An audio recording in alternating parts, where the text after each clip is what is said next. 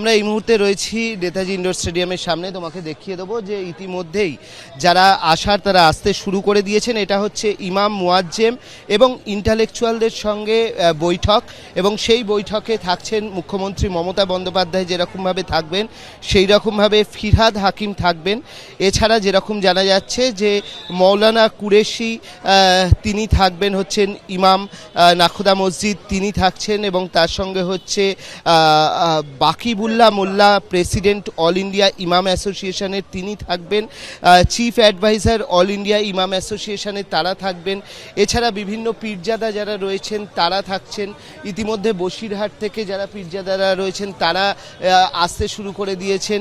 এছাড়া মাইনরিটি যে কমিশন রয়েছে তার যারা দায়িত্বে রয়েছেন তারা থাকবেন, এবং সবাই ইতিমধ্যেই কিন্তু প্রবেশ করতে শুরু করে দিয়েছেন আমরা দেখতে পাচ্ছি। এবং তারা মূলত তারা মুখ্যমন্ত্রী কি বলছেন এই ওয়াকফ বিল নিয়ে, আজকে মুখ্যমন্ত্রীর কি বক্তব্য সেটা তারা শুনতে চাইছেন। তার কারণ এখান থেকে মুখ্যমন্ত্রী ওয়াকফ বিল নিয়ে তার যে বক্তব্য সেই বক্তব্য তিনি দেবেন। আমরা জানি যে ওয়াকফ বিল নিয়েই মূলত আজকে এই আলোচনা, এবং এ ব্যাপারে মুখ্যমন্ত্রী আগেই বেশ কিছু বক্তব্য রেখেছেন, এবং যেরকম বক্তব্যের মধ্যে তিনি বলেছেন যে এ রাজ্যে এটা কার্যকর হতে দেওয়া হবে না, এবং সেই বিষয়গুলো তিনি রেখেছেন। কিন্তু আজকে তিনি কি বার্তা দেন, এবং এই যে বিভিন্ন ইন্টালেকচুয়াল এবং সেই সঙ্গে ইমামদের যে সংগঠন রয়েছে তারা যারা আসবেন তাদের সামনে মুখ্যমন্ত্রী এই ওয়াকফ নিয়ে কি বক্তব্য রাখছেন সেটা খুব গুরুত্বপূর্ণ।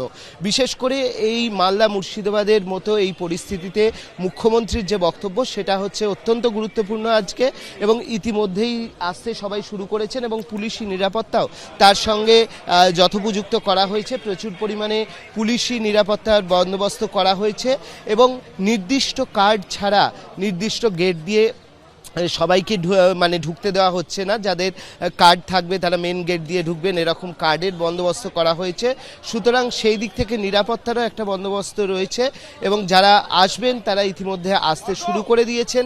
আর এই উদ্ভূত পরিস্থিতিতে আজকে মুখ্যমন্ত্রী কি বলছেন ওয়াকফ বিল নিয়ে, ওয়াকফ আইন নিয়ে তিনি কি বলছেন সেইটা যথেষ্ট গুরুত্বপূর্ণ। এবং ইতিমধ্যেই দেখতে পাচ্ছ যে যারা আমন্ত্রিত তারা কিন্তু আসতে শুরু করে দিয়েছেন, এবং তাদের এই গেটেতে রীতিমতো কার্ড চেক করা হচ্ছে এবং করে তারা প্রবেশ করছেন।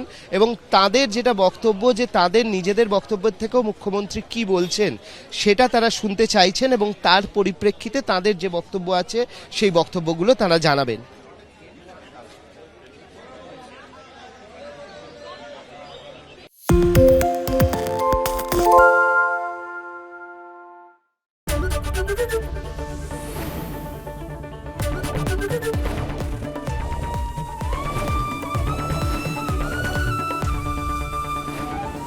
এবিপি আনন্দ এগিয়ে থাকে, এগিয়ে রাখে।